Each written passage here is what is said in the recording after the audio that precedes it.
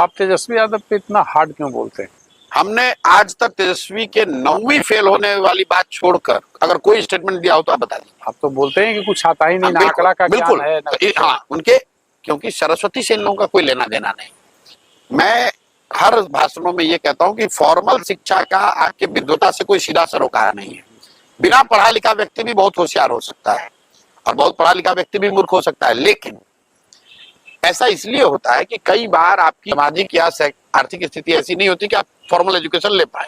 तेजस्वी यादव जब बड़े हो रहे थे, जब बच्चे थे, तो इनके माँ बाप मुख्यमंत्री थे और ये आदमी डीपीएस आरके पुरम में पढ़ता था और वहां से ये आदमी 9वां नहीं पास कर पाया। ये दिखाता है कि भाई ये आदमी कितने बड़े विद्वान थे। किसी ने कहा, उसने खुद ने कहा कि मैं तो क्रिकेट खेलता था इसलिए नहीं पढ़ पाया। तो चलिए उन्हीं की बात मान लीजिए। हालांकि लालू जी ने खुद खंडन उसका किया है, लोकसभा में कहा कि मेरा लड़का क्रिकेट नहीं खेलता तो तौली लेके दौड़ रहा है, पानी लेके दौड़ रहा है। ये लालू जी के शब्द हैं। लेकिन मान लीजिए क्रिकेट खेलते थे, भाई क्रिकेट खेले हुए छोड़े हुए भी आपको 20 वर्ष हो गए, आप वहां से निकल कर आए फिर पढ़ लेते।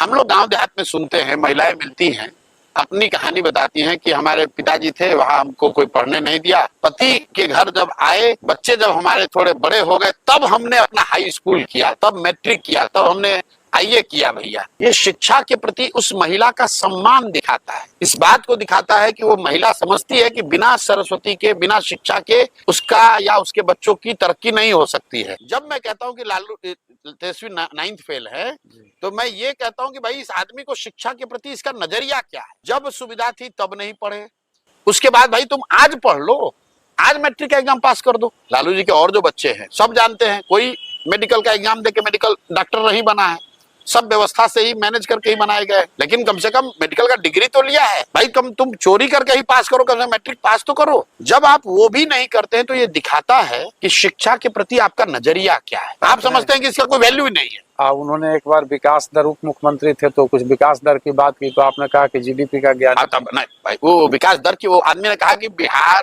का जीडीपी तो सबसे देश में ज्यादा है। तो मैंने ये कहा कि भाई गलती उनकी नहीं है, अफसरों ने तो लिखा होगा कि बिहार का जीडीपी के बढ़ने का दर ज्यादा है।